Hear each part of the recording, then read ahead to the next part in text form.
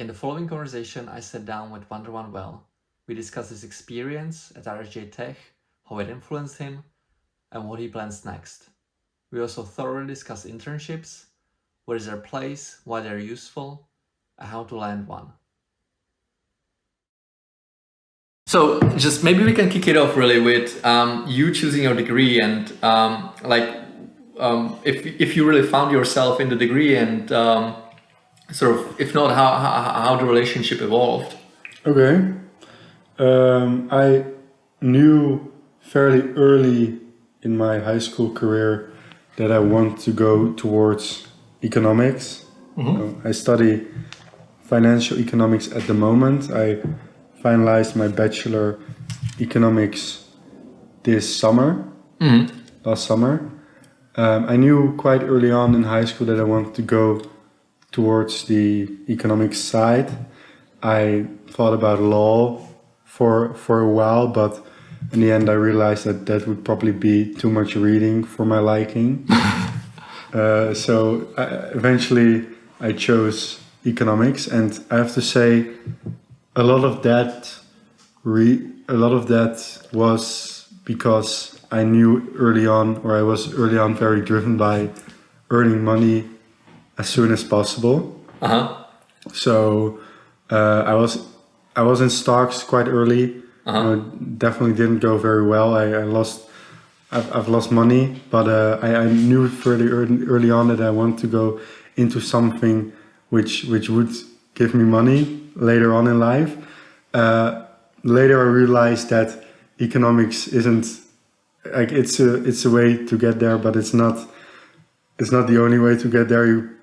I wouldn't say I would make a different choice now, but I definitely know a lot more now about how you should get there than when I was 14 and thought just economics is money, so I need to study that to make money. Going back to like the choice process of choosing what to study and stuff,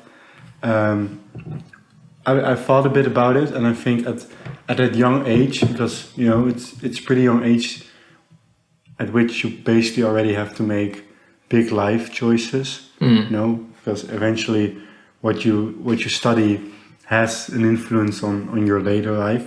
Of course, a lot of people don't work in areas which they study, but generally you see kind of get pushed towards a field by choosing a degree. Yeah. But what I do think is that at that point, so I was like 14, 15, 16 when I decided what I wanted to do. I think you maybe think too binary at that point. So for example, if you study economics, then you will make money or something. Or it's like if you study something tech related, you'll be definitely a developer in something, or you kind of get what I mean, right? Yeah, I do. And definitely within venture capital, which I've now ended up for a bit, it's way more broad than that. You see a lot of people from a lot of different backgrounds. I would even say that it's probably a benefit if you haven't studied something economics related, but maybe more on the technical side, to have a better understanding of the actual technical process that are going on. But if you asked me 5-6 years ago if I thought, what do you need to become a good investor, I would say, you probably need economics. Right. Because, economics means money, means making money, so that worked in my mind. And it is true that it's natural that these thoughts develop over time. So in basically everything what you do, you are now more knowledgeable than you were maybe years ago. But so I guess that it is a natural thing that we think differently at different stages of our lives about choices. But I would have definitely liked to know I don't know how I would have known that at the point, but I would have liked to know more about what effects these choices would have in my life, and maybe more importantly, what effect they wouldn't have. Like that it doesn't define necessarily who you are and what you're going to do in life if you choose a specific topic or degree. Coming back to this like, if you don't try, you won't do it or you won't succeed with it. Yeah. I kind of have that also at the moment because my time here is coming to an end. I'll move back to the Netherlands half of August, something like that. So I'm thinking about my next steps, thinking should I do a second master, should I first fully focus on finishing my thesis, should I maybe do another internship to get experience in a little bit of a different field. And browsing through LinkedIn, the job posting section, now I see, for example, this week saw a investment banking internship. And I was thinking, yeah, that would be cool. But then immediately I thought in my mind, oh, but they won't accept me anyway, so I shouldn't apply. Interesting. Yeah, because so having these doubts in yourself, in your abilities, definitely hinders you a lot. And I realized that over time. And I even for me, moving to a different country, working in an environment which is really not familiar for me, or it's really not comfortable in the beginning for me, that already has helped me so much in thinking outside of the box and thinking, hey, you actually should pursue these things that you might think you're not qualified for, or you might think are not suitable for me, because it will help you develop into a better person. You should. It's a very classic saying that to become a better version of yourself, you should step outside of your comfort zone. And I always thought like, that is easy, to say. I don't really agree with it, but whatever. But having experienced what I've experienced, especially these last couple months, made me realize that it is actually very true. And for me specifically, stepping out of my comfort zone has really helped me develop as a person. During my bachelor's, I always had this feeling that, I'm doing okay. I'm passing my courses. I'm having this job that is okay. I worked for some mortgage broker. I made some money which could help me pay my day-to-day things I do. But I always thought that I'm just really middle of the road, and I'll always be that, and I was fine with that. And then I kind of have to thank my girlfriend, because after I met her, she made me move here. I started my master's last year, halfway through September last year, with the idea I quit my job just to be able to focus on my master's. I would do my master's for a year, probably do a second master's afterwards, maybe have a side job then, but that would be it, and then I would start looking for a job. But then I met my girlfriend and I decided, okay, I really enjoy spending time with you. She was going to Prague, so I would move back. I would move with her, which is like a huge step, You're leaving your family behind. You're leaving your friends behind. At the time that I moved, the job I currently have wasn't even certain yet. I still had one interview round to do with. Oh really? Yeah. First with you, and afterwards also another call with the managers. And I had one other interview process which was going good, but apart from that, I didn't have a set plan. But I just thought, if I stay here, I will just finish my courses and then afterwards take some job which would benefit my would satisfy what I want, but not more than that. But this move abroad has really broadened my perspective in what I want to do, but also certainly what I can do. That I'm like super grateful for it that it has happened, and I'm now already thinking about my next steps. I still have 2.5 months to go here, but I'm already doing this process of finding a new job, but also, or maybe finding a new master to study, just to be able to keep challenging myself to develop as a person. Yeah. It's extraordinary. I mean, it's amazing. I'm glad it worked out. I mean, I recall that the whole process. It was exciting. And then you did a presentation. I was like, okay, this guy's cool. Because nobody has done presentation before. I just thought I have to do something that makes me stand out. Oh, you definitely did. And that it is kind of a following up on actually moving, because a year ago, if I would have a job and I would have a similar way of interview process, I would have multiple rounds that eventually will lead to some final round, and they'll say if I get a job or not. I definitely wouldn't have presented my findings, because I just thought I'll just do what's being asked for me. But stepping outside of my comfort zone already having moved there 2 weeks made me think like, okay, it's going well. I should again do something like that, just to be able to see if it works out, and even if it doesn't work out, you don't like my presentation, so be it, but then at least I tried.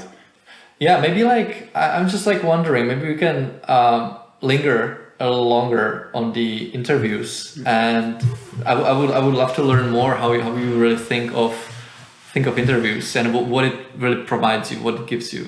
And just before you answer, I will get another drink. So internships. Yeah. How do you look at internships? What it provides you? What is the what is its place basically in the whole career process from your perspective? I think it has a huge impact on you as a person, and also on your way towards where you want to be. I can definitely say that in these months that I've been working, I've learned so much, and not only about the really specific stuff, like the technical things, maybe the terms or the formulas, but just the working in general, and working in a team, and making long hours. Those kind of things you don't learn in school. Yeah. It's sometimes I think school is way too much theory. In our university in the Netherlands, you don't require at some degrees you do, but I think generally you don't require an internship. Okay. But on the more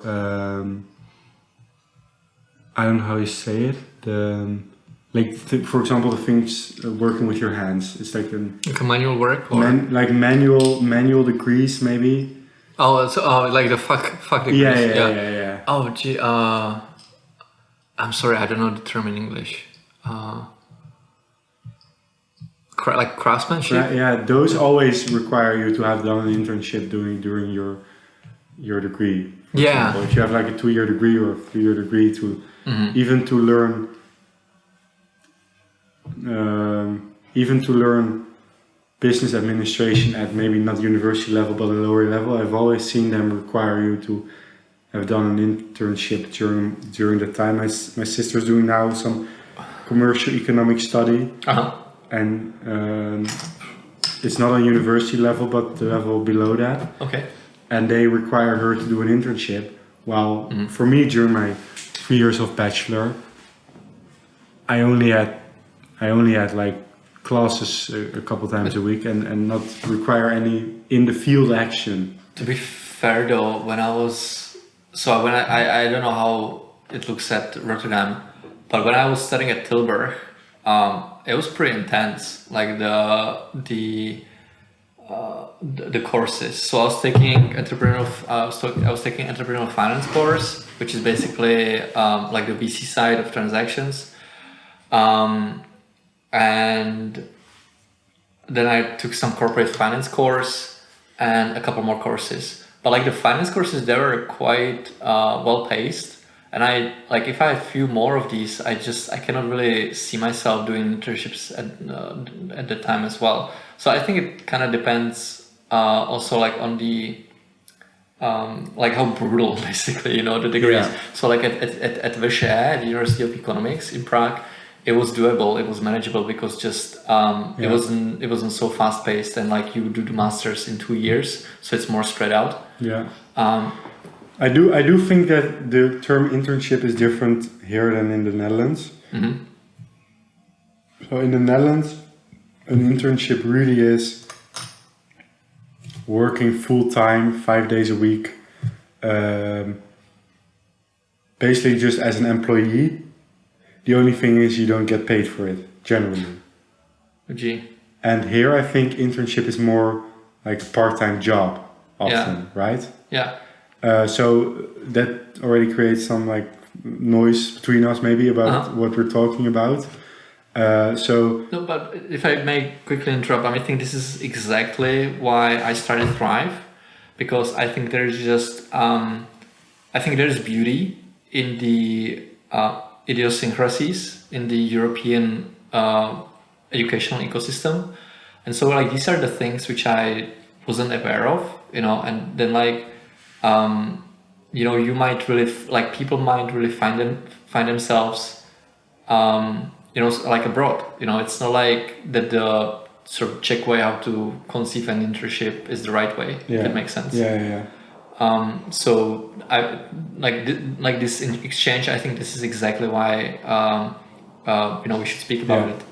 In Europe, you have great programs for studying abroad, but you also learn so much by working in a different environment, in a different country, in a different culture. I think generally in Europe we have pretty similar cultures, but there are still I think so. But there are still I think there wouldn't be much difference in my working day here than it would be in the Netherlands. Biggest difference would definitely be that here people go out for lunch for like 45 minutes, an hour, 30 minutes, whatever. And in the Netherlands, everyone would just sit behind their desk with some bread basket and eat a cheese sandwich. It's also going to be the thing I'm going to miss the most, just the going out for dinners during lunch, because I work 95% of the time from the office, so I just get to go out for lunch every day mostly with the other intern Rudolf. But I think what I'm saying is I think the working cultures are what I have experienced is pretty similar, but it still would be a great benefit if there were maybe programs similar to what the Erasmus program is for studying abroad. For interns, you mean? Yeah, and if there would be that for internships, because you went on Erasmus. Yeah, I did two actually. So you went twice, but there's not really anything similar for working abroad. Yeah, you kind of need to find a job. You need to find it yourself. There's I heard a lot of people, other students in my degree and in my friends circle in the Netherlands, or friends of friends that think about doing an internship in London like a summer internship for working for an investment bank or whatever. But further than that, it doesn't really go in terms of internships. And I don't want to say advice, because I always think that, who am I to tell people what they should do?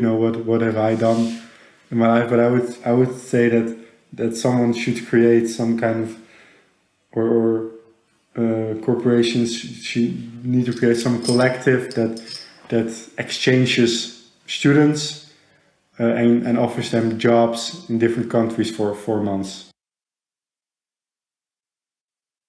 I mean, we don't need to go that far. Also, like the job we did, right, at RSJ. So, what you're really looking for at the VCs is a long-term interest in a particular area, right? So, the last thing you want to see is a person who has been, building houses and then suddenly decides to do venture capital, right? It's kind of weird. The person will probably have very little experience in the area. He will be an amazing developer, but he will not be such a great VC. And so what you want to see is people like devoted. Yeah, really people devoted to the industry and to the surf sector, and like the thought process. I would say the craft. So the people don't need to do investing the whole time, right? They can be amazing. They can be seasoned entrepreneurs who just don't want to build companies anymore. They want to help other people build the companies. And so, but like you're still in the ecosystem of company building, and so that's where you get compounding. I would say. Yeah, and I have to say that it isn't always as black and white as that, because you've also experienced in your life that at some points you thought that maybe going some way would be beneficial for you, and of course you can always change your thinking and change your goals, but I think it is good to have at the point you have those goals to pursue them and to think, hey, what will get me there in the future, and build on that. Yeah, I'm not sure if I follow that. Could you sort of rephrase that, please? So what I've experienced, for example, is that I want during high school I really want to study law, to become a lawyer. I watched Suits, the show, which made me, like, between brackets, fall in love with law. Because hey, I want to be like Harvey Specter when I grow old. And at one point, you change that mindset changed. You develop as a person.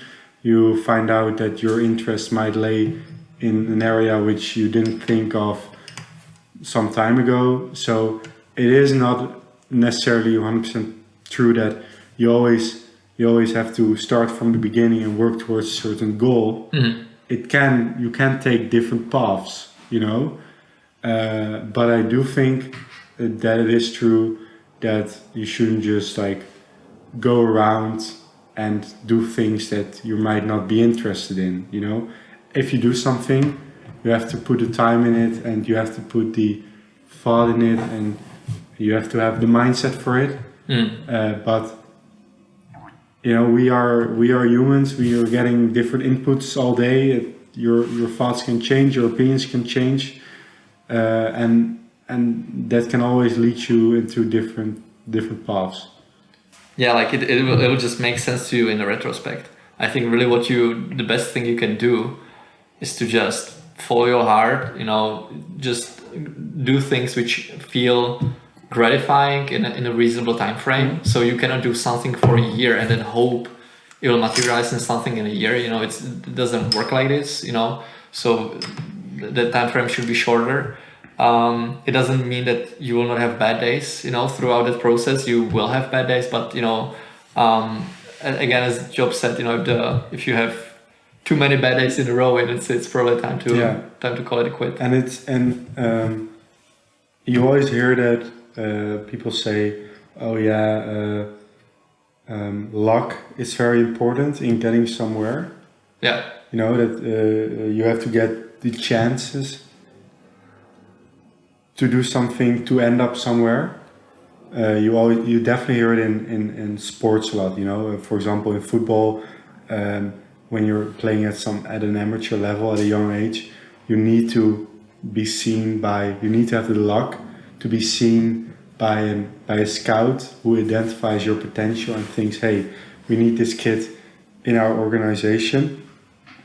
We're gonna help him develop further into a good sportsman or player, you know. And I agree with it that, you know, it is about luck, but I also really agree with the fact that you often create your own luck. Mm-hmm. You create the amount of opportunities you get, and people see things online about a story and think, hey, this person got here because he got the opportunity to work at this company or meet this person, and he basically got that opportunity out of luck.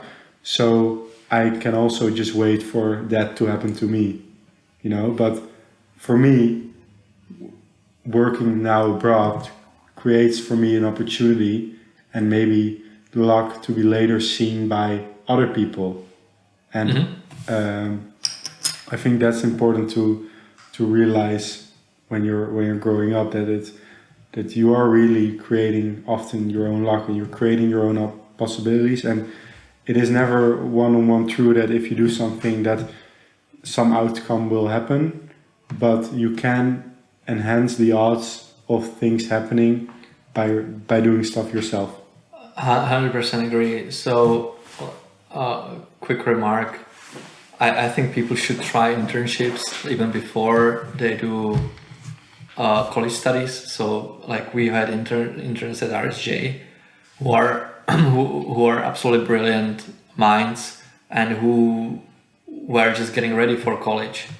And so, you know, the limit is not the age. The limit is your passion for your subject and how much knowledge you must prior to the internship. But it's not the age is not a factor. The passion and knowledge is the factor.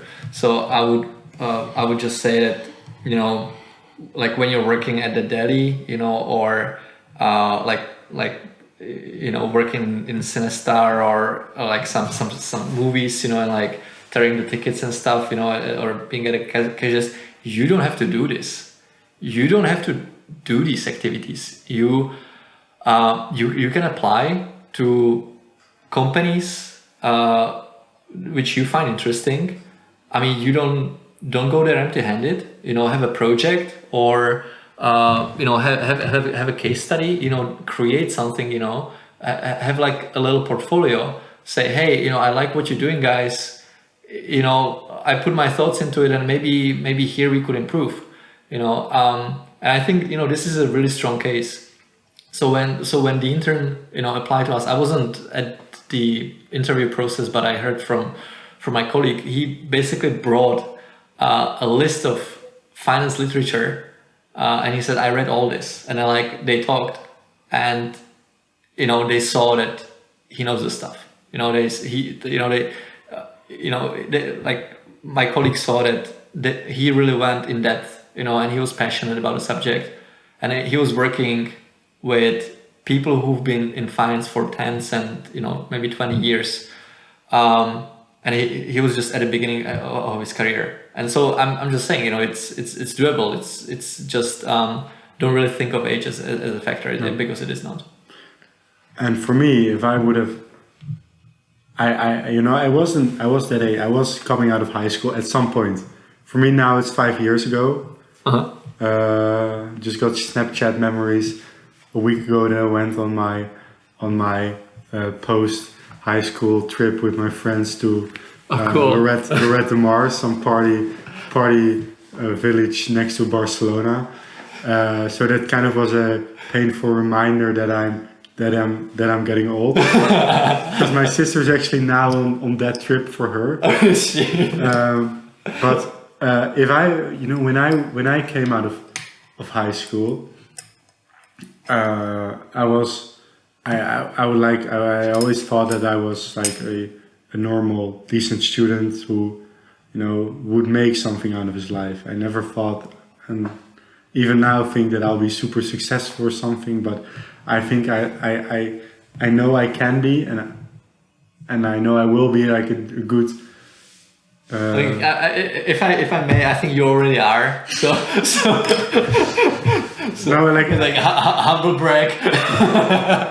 I know I'll be a good add to society. Let's say, I mean, I think again, like you totally are. I mean, Wonder, come on, man. Like it's been. At least on my side, it's always an immense pleasure to speak with you. You're incredibly well educated, well spoken. You're really good human being, and I would like to say my friend. So yes. I will allow you to speak like that. Can you send this clip to me later so I can listen to it every night? Yeah, of course. I mean, to bed. I know. I was like heading towards that. At that point, I thought that that's not even an option for me, to apply for a finance internship after high school, because I just thought those people don't want me. But if you can get to them, if you can show them like your interest and hey, I did this, even if it's just searching up some relative literature about the topic they are interested in and you are interested in, that's, like you said, that's in this case enough. You don't have to have that experience or something. But if you just know that you can do something like that, that's so valuable already for a young brain. Yeah, no, I hope so. I mean, you like people know you have to start somewhere. It's just like you don't want to go there empty-handed. So like. I mean, I've seen the memes. People are like, "Oh, how am I?" It's like they want like a year of experience. So how am I supposed to start it? It's like, but like you, like the message there is, like we want you to, like we want to see the commitment. Yeah. That's what it's saying. Like we want to see, if it's a year, if it's 0 or if it's 2, it's like this is. This is relative. What it really says is how committed you are to this area. And then like you will pick it up along the way. So obviously, the gentleman I spoke about before, and I got the privilege to work with him, and it was just absolutely brilliant. So it was, and he encouraged me. A later visitor of the show. Hopefully, yeah. I'll be like, I spoke about you a while later. No, he encouraged me to start Thrive. I was so this was about like half a year ago, a little more than that. I was kind of like doubted, like I was like maybe I should do it, and it was like no man, like I would definitely appreciate this when I was applying to the university I got into, and so you should do it. And it was like. There was this like 18-year-old kid, and I was 28 at the time, and this 18-year-old kid, 10 years younger than me, he was changing my life that moment. So I'm just saying, it doesn't really like these things are really relative, it just because you're younger or less experienced than someone doesn't mean that you don't have an impact, and it like I think really what the criteria are is how good person you are, how many people you brought along for the ride of your success. It's great things are never done by a single man, but by a team of people, and how dedicated you are, how hardworking you are. Obviously luck plays a role. but I would never think that like just because a person is young, he's not capable. Yeah. Yeah, we talked earlier about this interview process, right? Yeah. And having now having had a couple jobs and having worked with a couple managers who would tell you about interview processes in general, it is way more often about the connection Yes. people have with the interviewee. Yes. Especially in the later stages. Yeah. Yeah. Then it is about having actual knowledge about the subject, because I think in a lot of fields, if we're not talking about rocket science, yeah, for example, technical knowledge can be learned relatively quickly. Like what is economy, etc. It's humans interacting with each other, and they try to do something meaningful.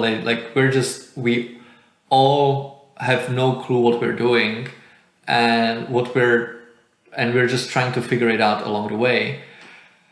And so, when you're, as you said, you want to add something to the team. You want to be in it for the mission, and you want to show that you care for the company, you care about the group of people. So, for example, like I got to see the other side of the table a few times. So there are people who didn't even spell the name of the company correctly. They were like, your company is so brilliant. We love you so much. We want to work for RJS. And I'm like, so you just copy paste the name of the company, to like having a template for a motivation letter. Yeah. And then just putting in the name of the company. Exactly. Well, I have to say, at the moment, I'm looking for an apartment in Rotterdam. Yeah. To live with my girlfriend, and I do have this template of writing a letter to the. Yeah, but it's a commodity, right? I know. Yeah. But it's if we're talking specifically about motivations letter, but also in first interviews, it is extremely important to show your interest with the company. Yeah. And show them why you're there. Just do your homework. You don't need to overdo it. But just do your homework. Look at the webpage. See what the company does. Try to figure out with whom you would be likely working with. So maybe you can like look them up on LinkedIn and see what they. Maybe even send a message to ask a question. And maybe just reach out to the people who work there. And like to maybe have a drink with them. Ideally, to sort of if it works out to figure out who you will be actually working with. It's incredibly important for this to click, and then. If you have the experience level, then like you've won basically. I think so for people to click, I think it's quite rare for people to actually like find a connection and like get along with each other well. So I think that's really a great start. I think this would be like the right place to stop. Wonder, thank you so much for finding the time. I wish you the best in the future. I hope you find the most beautiful flat in Rotterdam, and wishing you a lot of successful investments in the future. It's been a great pleasure and an honor to spend an hour together. I hope this is not our last conversation. No, of course not. Thank you for listening to our conversation. I would like to leave you now with a quote by Mark Twain. It's not the size of the dog in the fight, it's the size of the fight in the dog.